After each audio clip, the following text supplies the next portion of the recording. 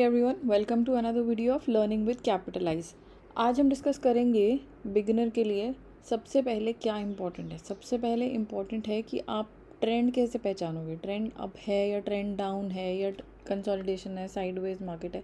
सिर्फ यही तीन चीज़ें होती हैं मेजरली मार्केट में, या अप ट्रेंड या डाउन ट्रेंड या कंसोलिडेशन। इससे ज़्यादा नहीं होता और इसी में ही ज़्यादातर लोग लॉस करते हैं, क्योंकि आपके पास ऑप्शन ही तीन है या दो हैं एक्चुअली में, या आपने बाय करना है या आपने सेल करना है। कई बार तो लोग बाय करते हैं तब भी फंस जाते हैं और सेल करते हैं तब भी फंस जाते हैं। तो it is very important to understand the right trend. और आपने एक फ्रेज सुना होगा, ट्रेंड इज़ योर फ्रेंड। जब तक आप ट्रेंड के साथ ट्रेड कर रहे हो आप कभी लॉस नहीं करोगे। जब आप ट्रेंड के अगेंस्ट ट्रेड करोगे 80% of the time you will be in loss. तो try to go with the trend. And trend कैसे आइडेंटिफाई करते हैं, सबसे इम्पॉर्टेंट मैं अभी बताती हूँ आपको। जब हम एक अप ट्रेंड मार्केट में होते हैं तो प्राइजेज़ एक हायर हाई और हायर लो बनाते हैं, और जब हम एक डाउन ट्रेंड में होते हैं तो प्राइजेज़ एक lower high and lower low बनाते हैं। फॉर एग्जांपल, अब इसको कहते हैं M and N strategy also. और ये एक मतलब, हाँ, स्ट्रैटेजी वर्ड से तो बहुत लोगों के कान खड़े हो जाते हैं, क्योंकि मोस्टली लोगों को क्या है, मार्केट में स्ट्रैटेजी चाहिए। एक स्ट्रैटेजी बता दो जिससे मैं रोज़ के 5,000 कमा लूँ या रोज़ के 10,000 कमा लूँ। लेकिन स्ट्रैटेजी हर टाइम सेम तरीके से वर्क नहीं करती है। आपको स्ट्रैटेजी को मॉडिफाई करना पड़ता है अकॉर्डिंग टू मार्केट सिनेरियोज। ऐसा नहीं है कि आपने एक सेटअप सोच लिया कि मेरा ये सेटअप है और मैं इसी सेटअप के अकॉर्डिंग ट्रेड करूँगा। आपको वो सेटअप मिले हर बार ऐसा ज़रूरी नहीं है। आपको पूरा चार्ट ठीक से पढ़ना आना चाहिए। आपको पूरा कैंडल स्टिक समझना पड़ेगा कि इस वक्त ये कैंडल्स मुझे क्या बता रही है। कैंडल्स अपने आप में एक स्टोरी फॉर्म करके बता रही होती है कि मैं, मार्केट अपने आप आपको बताएगी कि मैं ऊपर जाऊंगी या बुल स्ट्रॉन्ग है या बेयर स्ट्रॉन्ग है या अब कंसोलिडेशन में जाने वाली है। तो आप बहुत ध्यान से अगर कैंडल्स को रीड करोगे ना, आप कभी भी धोखा नहीं खाओगे मार्केट में। ऑल राइट, तो एम और एन स्ट्रैटेजी मैं आपको बताती हूँ। एम कैसे, मार्केट में जो एम और एन बनते हैं ना, वो एक टिपिकल एम और एन नहीं होते हैं जैसा कि हम बनाते हैं।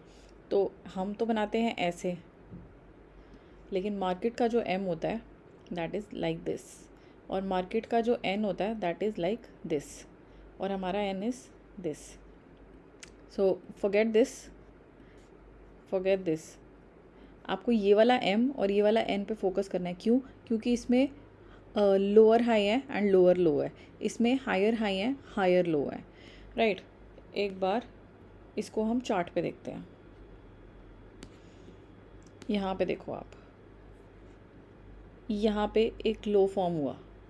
ये this is a higher low, higher high, this is another higher high, this is another higher high, this is another, and so on. यहाँ पे अभी तक हम हायर हाई ही बनाते जा रहे हैं। हाईज इंक्रीज़ होने के साथ साथ लोज भी इंक्रीज़ हो रहे हैं। यहाँ से यहाँ पे सेम लेवल पे, यहाँ पे सेम लेवल पे, एंड देन फाइनली यहाँ पे। जब तक ऐसा मार्केट है दैट मीन्स हम अप ट्रेंड में है, that means market is bullish. The other way is to, just a second, the other way is to identify a trend is to put trend line. but trend line is very controversial. कुछ लोग बोलेंगे कि नहीं trend line इसकी ऐसे लग रही है, कुछ लोग बोलेंगे नहीं ट्रेंड लाइन इसकी ऐसे भी लग रही है। तो ट्रेंड लाइन बहुत कंट्रोवर्शियल सब्जेक्ट है और वो हर तरीके से लग सकती है।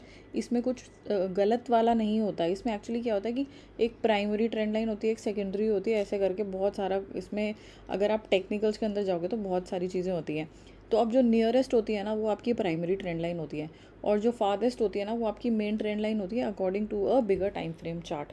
तो अगर आप इसको छोड़ दो, फिलहाल आप ट्रेंड लाइन पे ना फोकस करो, तो अगर आप हायर हाइज और हायर लोज को देखोगे तो आपको एक ट्रेंड का इंडिकेशन मिल जाएगा कि मैं अप ट्रेंड में हूँ या डाउन ट्रेंड में हूँ। ये स्टॉक आपको खुद बता रहा है।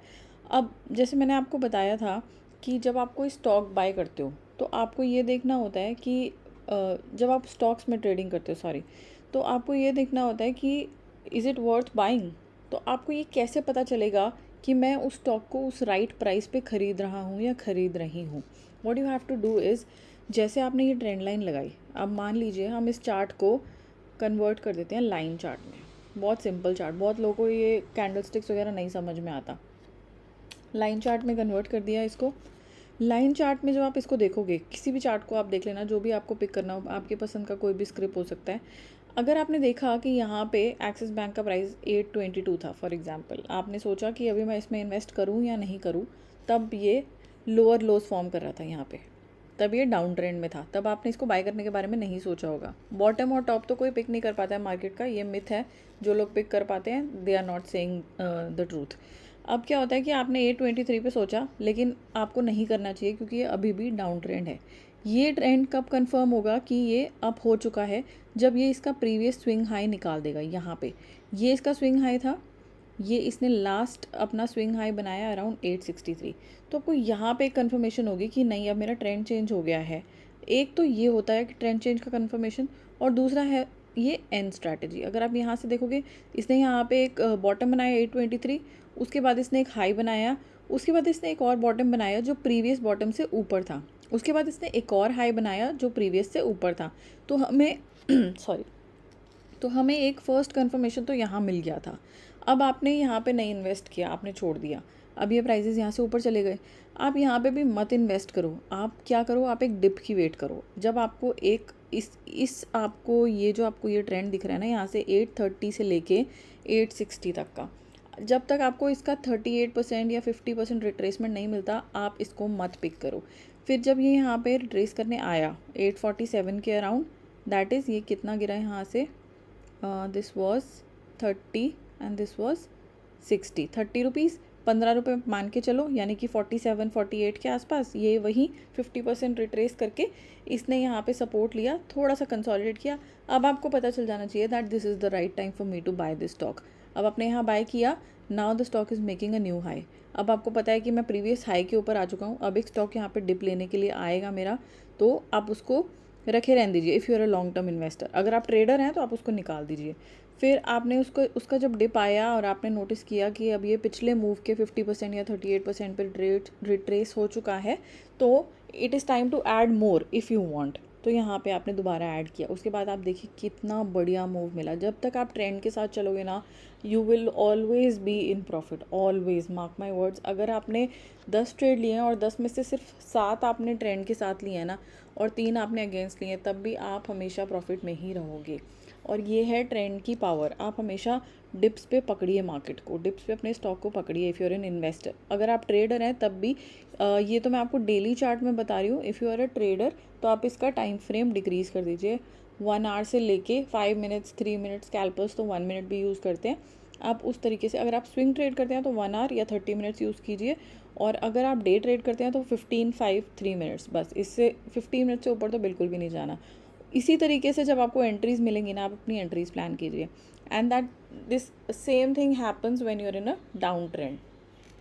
अब डाउन ट्रेंड में क्या था, यहाँ पे अगर आप देखोगे 960 पे एक पीक बनाया। अब if you are trading in futures for example, तो आपको नहीं पता कि ये पीक है। अब यहाँ पे इसने एन बनाया, यहाँ पे जब ये लो टूट जाता है, इसके नीचे एक लो आ जाता है, then this is an N formation. यहाँ आपको पता चल गया कि मेरा ट्रेंड चेंज हो गया है। अब आपने इसको शॉर्ट कर दिया 936 पे, ये गिरा, यहाँ पे आपको प्रॉफिट हो गया। अब एक सर्टन लेवल तक गिरने के बाद इसने वापस से रिट्रेस करना है, ऊपर जाने के लिए पुल बैक लेना है। अगेन ये 50% हो सकता है, 38% हो सकता है, 68% हो सकता है, जो भी हो सकता है।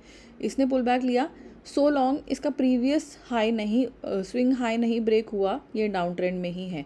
आप इसको शॉर्ट करते रहिए। If you want to add position, आप यहाँ पे ऐड कीजिए, और इसको ना जब भी ये अपना पुल बैक लेने के लिए आए ना, you have to make sure that this is your next stop loss now. अब आपने यहाँ पे इसको पकड़ के बैठा, आपने बहुत अच्छा प्रॉफिट इन्जॉय किया, अभी ऊपर जाने लगा, स्क्वायर इट ऑफ। आप अपना प्रॉफिट लीजिए और छोड़ दीजिए। आपको पता है कि अब ये इतना बड़ा मूव देके गया है यहाँ पे 857, और ये करीब करीब 80 रुपीज़ का मूव देखेगा। आपको पता है अब ये 30-40 रुपये ऊपर जाएगा, तो फिर आप उसको होल्ड क्यों करोगे, आप उसको छोड़ो।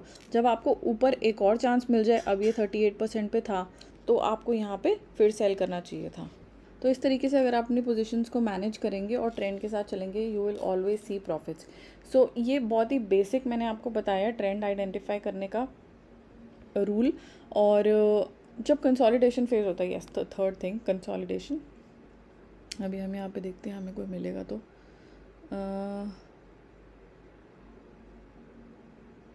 यहाँ पे ये भी आप कह सकते हो ये अप ट्रेंड है, यस। ये भी कंसोलिडेशन नहीं है, ये रहा कंसोलिडेशन। कंसोलिडेशन होता है, ऊपर एक आप लेवल मार्क कर लो, एक सपोर्ट, और नीचे आप एक रेजिस्टेंस मार्क कर लो। ज़्यादातर प्राइस उसी के अंदर घूमते रहते हैं, एक बार हाई टच करते हैं, एक बार लो टच करते हैं, इसी को ही हम कंसोलिडेशन कहते हैं। तो कंसोलिडेशन में या तो ब्रेक डाउन होता है या ब्रेक आउट होता है। तो ये प्राइजेज़ यहाँ से ऊपर भी जा सकते थे या यहाँ से नीचे भी जा सकते थे। तो कंसोलिडेशन फेज़ आपका कभी भी आ सकता है, बट यूजुअली एक ट्रेंडिंग मार्केट के बाद देखने को मिलता है। तो अभी जैसे अभी इन दिनों में निफ्टी, बैंक निफ्टी, फिर निफ्टी, सेंसेक्स, सब इंडेक्सेस कंसोलिडेट हो रहे हैं। क्यों हो रहे हैं? क्योंकि हम काफ़ी कितना बॉटम बनाया था, आई डोंट रिमेंबर, काफ़ी टाइम से हम एक ट्रेंडिंग मार्केट में थे। अगर आप देखो, यस 17,000 से लेके 17,700 तक हम चले हैं और यहाँ पे हमें कोई अच्छा डिप नहीं मिला है। तो यूजुअली एक ट्रेंडिंग फेज़ के बाद कंसोलिडेशन आता है। तो you have to be very careful in those time frames, क्योंकि यहाँ पे अगर आप ऑप्शन ट्रेडर हैं तो आपका प्रीमियम डीके बहुत जल्दी होता है। तो you have to be very smart, आपको बिल्कुल बॉटम पे उसको कैप्चर करना है। इफ़ नॉट बॉटम तो थोड़ा सा एक बार यहाँ पे कोई हैमर या कुछ ऐसे अच्छा सा आपको प्राइस एक्शन मिल जाए ना, तब आप उसको पकड़िए, और यहाँ पे आपको कोई रिजेक्शन मिल जाए तब आप उसको सेल कीजिए। तो have to be very smart in consolidation phases. उसके बाद देखो कितनी अच्छी नीचे की साइड रैली मिली है, कितना अमेजिंग प्रॉफिट देके गई होगी। जिसने भी यहाँ पे 717 पे इसको शॉर्ट किया होगा, और इसने मतलब 50% प्राइस स्लैश कर दिया यहाँ पे। ऑल राइट, एनीवेज, तो ये है हमारे 3 major trends of the market. And to identify a trend, I have told you the best way is to check कि एम फॉर्म हो रहा है या एन फॉर्म हो रहा है। उस हिसाब से आप डिसाइड कीजिए कि आपको बाय करना है या सेल करना है। And most importantly keep track of support and resistances.